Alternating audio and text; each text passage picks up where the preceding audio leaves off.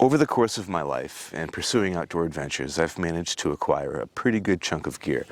And along the way, I've gotten rid of some of it. I've sold some, I've given some away, and some of it's just garbage and ends up in the trash. But for the most part, most of the gear that I've bought throughout my life, I still have. Now, all of this gear, it tells a story. And that story is something that I want to share with you. So I'm going to create and start a series called The Evolution of a Gear Junkie. Any sort of gear that I can think of that I have a collection of, I'm going to share with you guys. And today it starts with solo tents. My journey with solo tents started about 7 years ago with that tent right there, the Eureka Midori Solo. Through the years, I've evolved straight up to that one, which is newly acquired as of just a couple weeks ago. Now, up to 7 years ago, I was carrying Coleman Sundome, a couple different Kelty tents, and an EMS Alpine 2 mountaineering tent that I had. Big, huge, heavy tents. I didn't know about solo tents. Now, this tent, to me, was a game changer. It blew my mind. This thing weighs about 4¼ pounds. It's, by today's standard, extremely heavy for a solo tent. But for me at the time, this saved me like 4 pounds and a bunch of space. So it was revolutionary to me. This was a really good place for me to start because it's freestanding, it's strong, it's rugged, it's made of a heavy duty material, it's easy to set up. And there's plenty of room in here for a sleeping pad. These aren't tents you're gonna get camping cots into. And there's plenty of room in this vestibule for your gear. There's plenty of room in here for you and your pad and your bag and some other gear. Bug mesh, double walled. This has been my go-to winter tent for years. This thing is rugged, it's bomb-proof, it's held up to the test of time. Now, I absolutely love this tent, and there's nothing wrong with it, and it's taken a pounding. But the bottom line here is this thing is 4¼ pounds. The weight to size ratio just doesn't work out for me all that well. A year later, I acquired this tent, the Eureka Spitfire Solo, and this tent weighs 3¼ pounds, so it's about a pound lighter than the Eureka Midori Solo. Now, this tent focuses a little bit more on space inside the tent, and it has a little bit less space in the vestibule.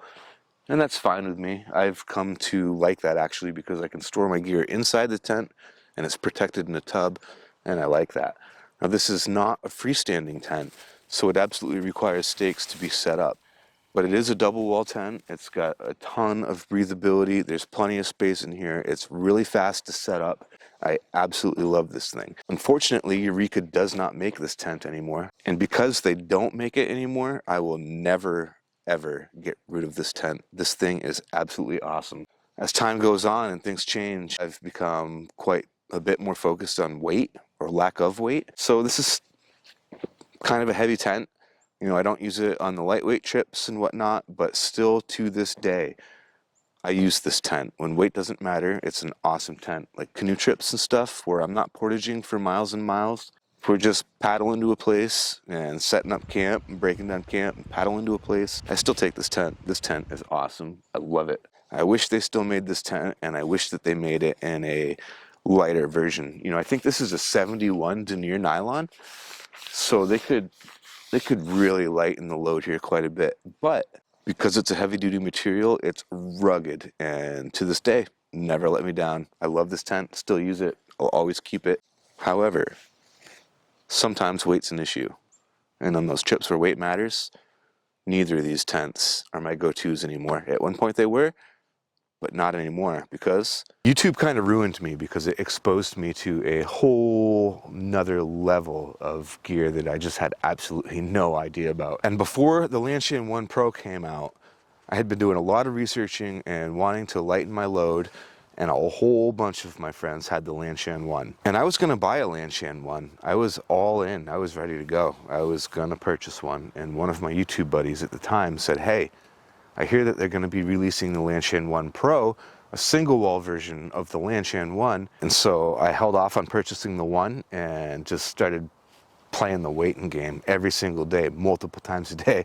I was checking AliExpress, waiting to see when this tent was going to drop. One morning, boom, there it was, and I bought it for 138 bucks. This is a single wall trekking pole tent that weighs 26 ounces, 1 pound, 10 ounces. Just like this tent right here, and that tent before it, game changer, changed everything. Now 1 pound 10 ounces, that's about half the weight of this tent, and not much of a size difference in terms of livability. Packability, breaking down, huge difference. I mean, this tent just changed my world, and I used the crap out of it. Now it's a single wall tent, so that can present a bunch of issues in its own right.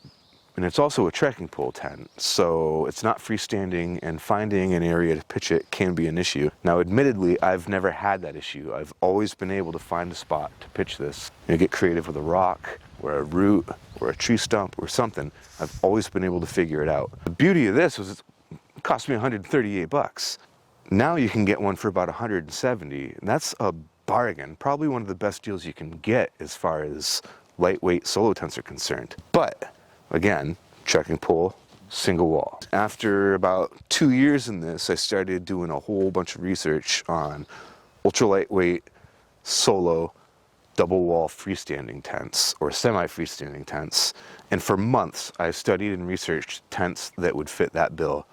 I wanted a freestanding or semi-freestanding solo tent that was double walled and lightweight.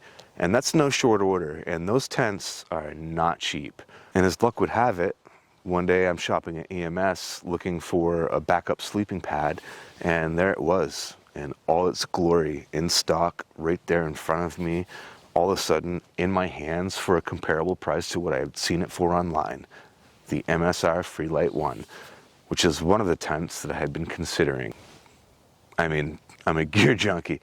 What am I supposed to do? Just leave it there? I mean, it was giving me the puppy dog eyes. This thing needed a good home. And this thing is awesome. Absolutely fantastic. I don't have any buyer's remorse about this whatsoever. I'm nothing but pleased. That said, I've only used it once, but that one time was in the mountains, and there was snow, and it was in the low 20s, and it did everything that I wanted to. This is the MSR Freelite 1, and it's a semi-freestanding double wall solo tent that weighs 1 pound and 10 ounces. Once again, I hate to say it, but it's been said a lot in this particular video. Game changer, game changer. One tent from another, and it's a constant evolution. And with any luck, that evolution is a positive thing. Semi-freestanding, double walled, wicked light capable. I had this in the mountains. It took a snow load. The condensation wasn't an issue at all. There's plenty of space inside it.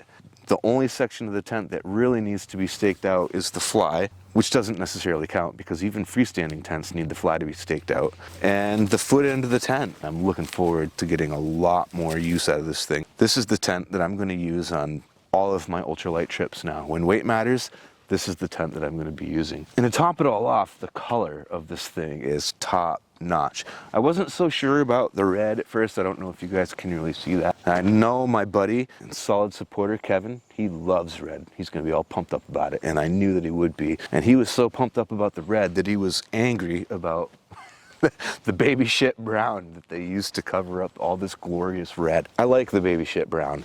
It's a good natural color, and honestly, I do like the red highlights. All right, guys, that's it. My evolution of solo tents laid out before me. It's pretty interesting. I've never seen all these tents in the same location set up all at once. It's quite rewarding.